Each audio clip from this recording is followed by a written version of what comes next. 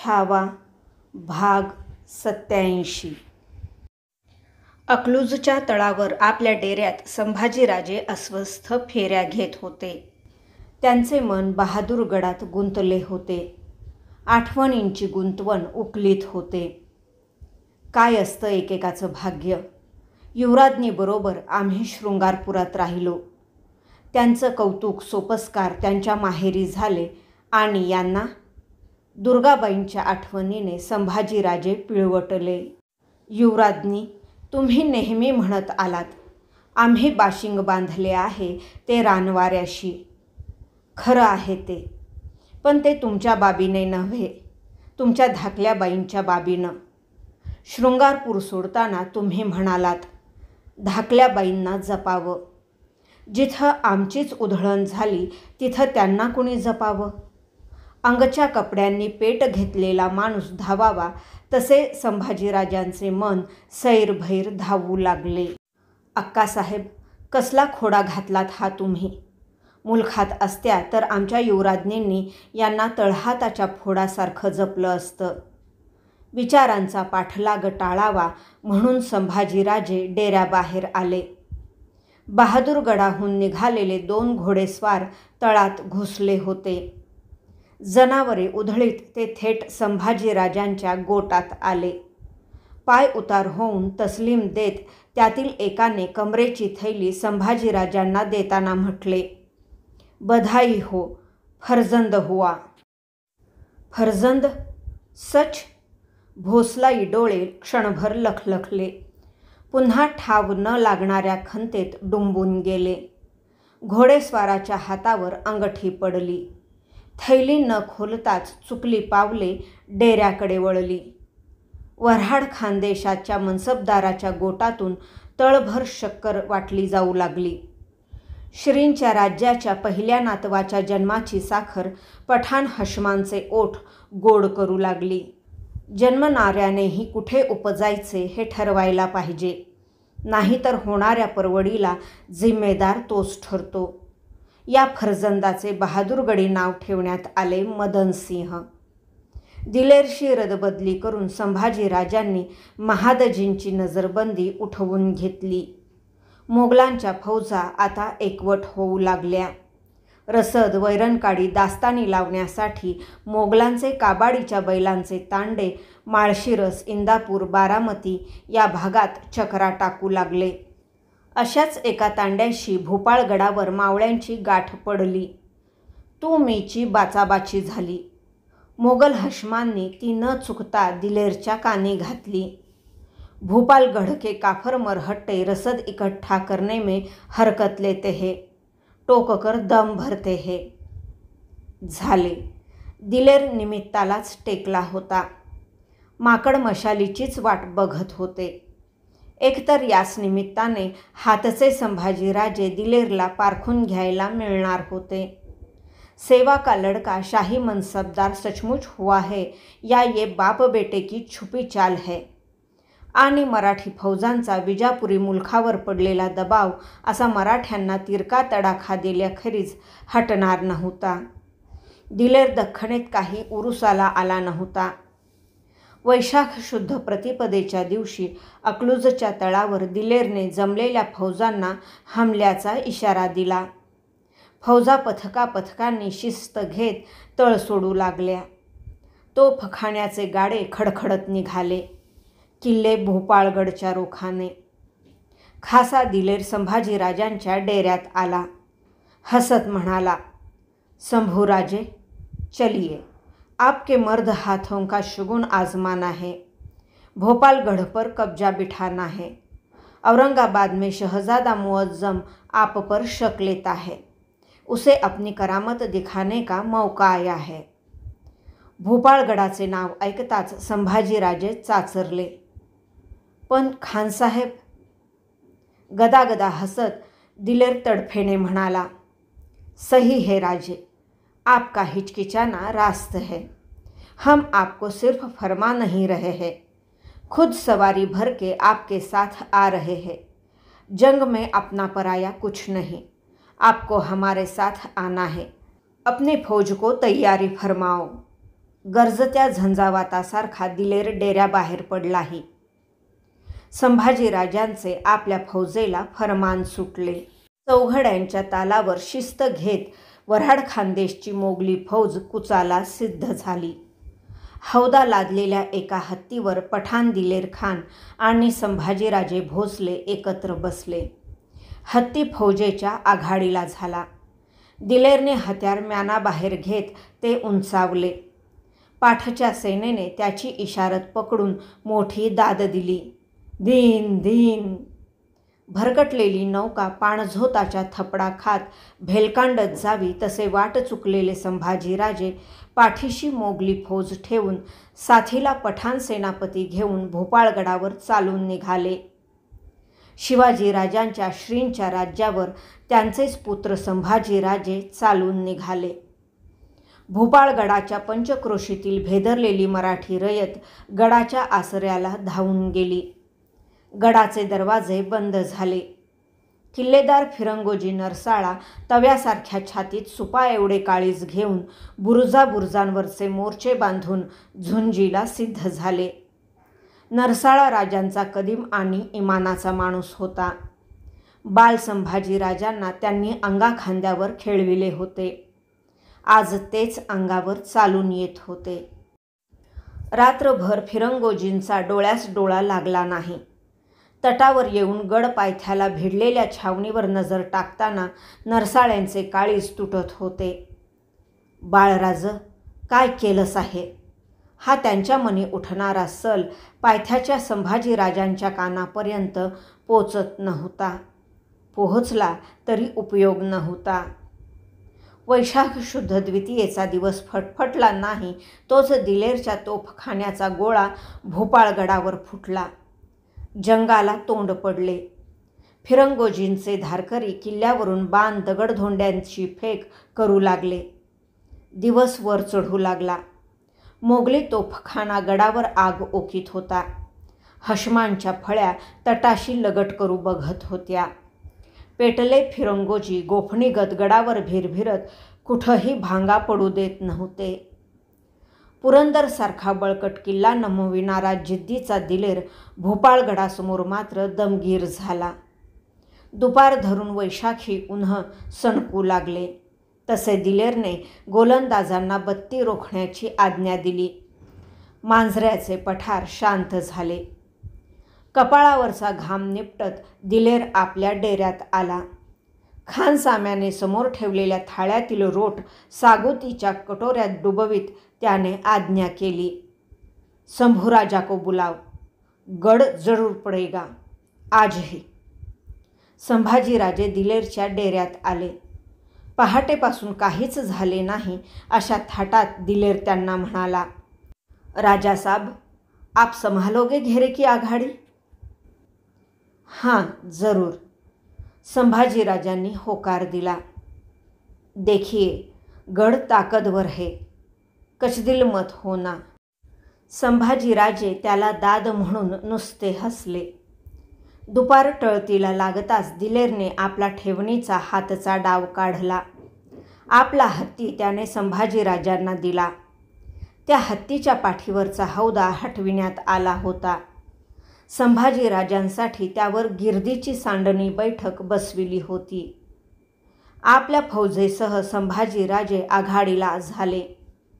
गडावरच्या इमानी तिरंदाजांनी तीरकामठे रोखून फौज टप्प्यात घेण्यासाठी पवित्रे धरले. बंदूक बारदारांनी नळ्या पेलून शिस्त घेतली. तटबुर्जांवर फेर टाकणाऱ्या फिरंगोजींना हत्तीवरचे संभाजीराजे दिसले, मात्र त्यांनी आपल्या माणसांना ओरडून इशारत दिली. गड्यांनो, घात झाला. पठाणानं डाव साधला. बाळधनी मोहरट काढलं. हात आवरा. माया कर्तव्याला आडवी आली. लढतीचे रूप पालटले. संभाजीराजांची फौज थेट गडाच्या तटाला भिडली. फिरंगोजींनी तटाला दोर लावून गडावर पांढरे निशाण धरले. एक दोरबाज तटावरून खाली उतरला. त्याने फिरंगोजींचा सांगावा संभाजीराजांसमोर ठेवला. तुम्हावर हत्यार धरणं आमचं काम नाही. आलासा तसं निघून जावं. संभाजीराजे त्या दोरबाजावर गरजले, किल्लेदारास सांगा, नरसाळा आम्ही गड घेतल्याखेरीज हटणार नाही. एक आम्ही तरी पडू, नाही तर गड तरी पडेल. दोरबाजाचा निरोप ऐकून फिरंगोजी पेचात पडले. लढत द्यावी तर संभाजीराजांच्यावर हत्यार धरावे लागणार, न द्यावी तर गड सोडावा लागणार. फिरंगोजींनी गडावर सबनीस विठ्ठल भालेरावांशी मसलत केली.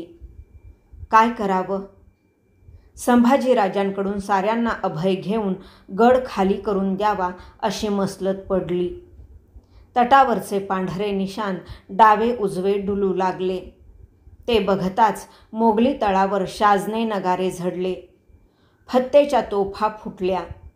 अभय घेतलेल्या फिरंगोजींनी विठ्ठल भालेरावांसह येऊन गडाचा दरवाजा खोलून मान खाली टाकली.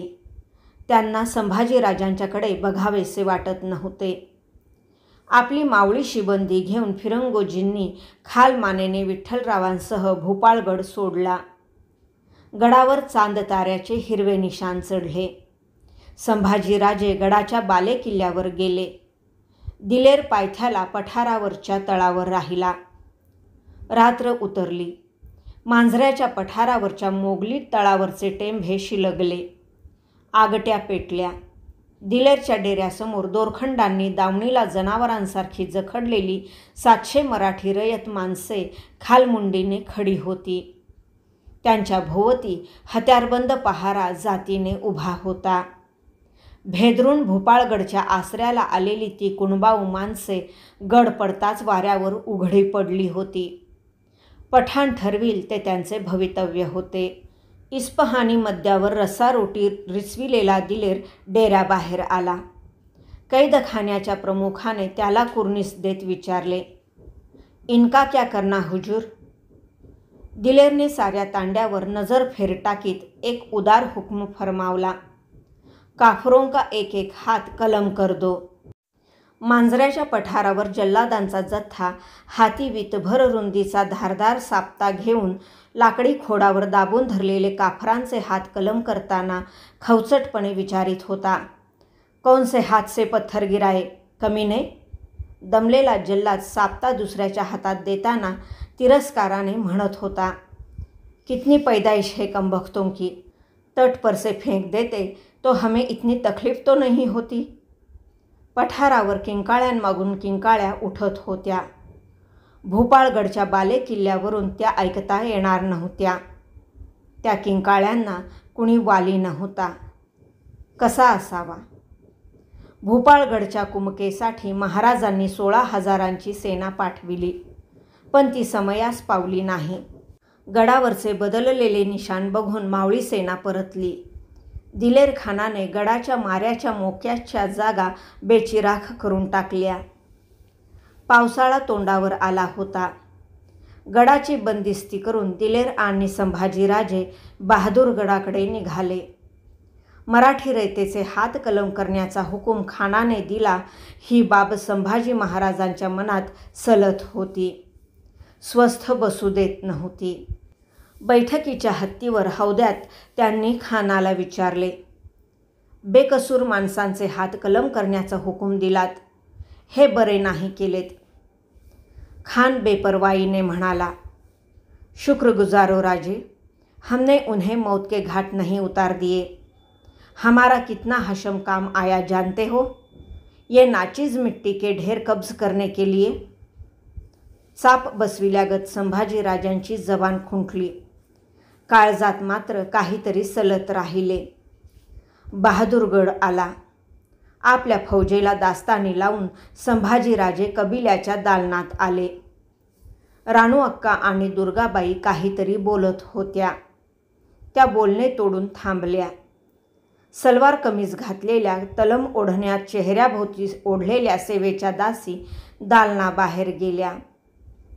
संभाजीराजांनी पुढे होत राणू अक्कांचे पाय शिवले.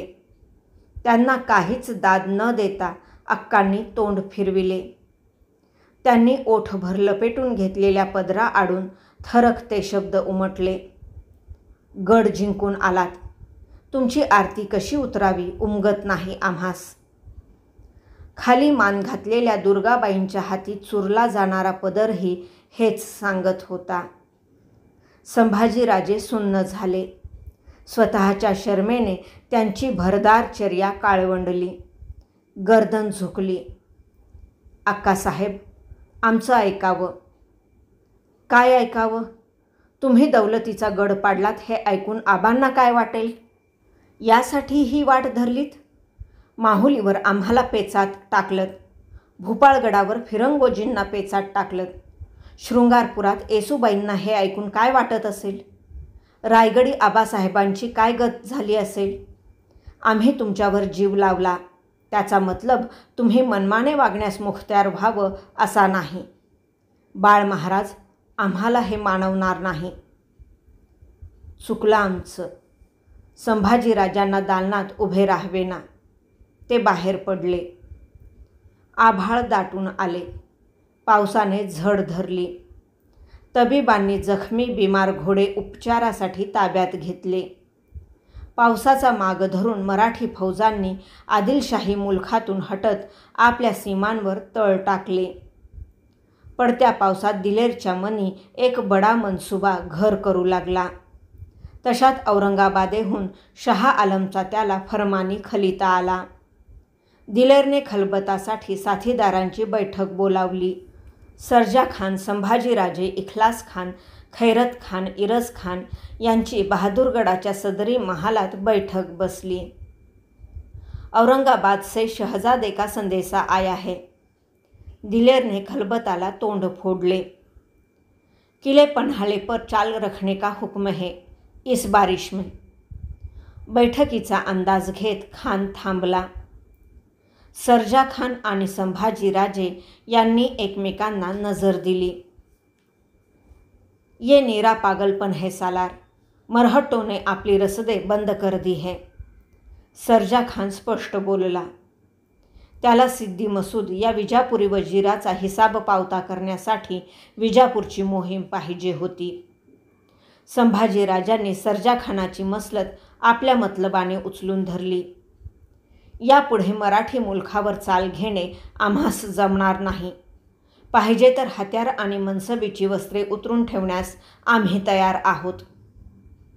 लेकिन ये शाही हुक्म है, उसे बगल में कैसे रख सकते हैं.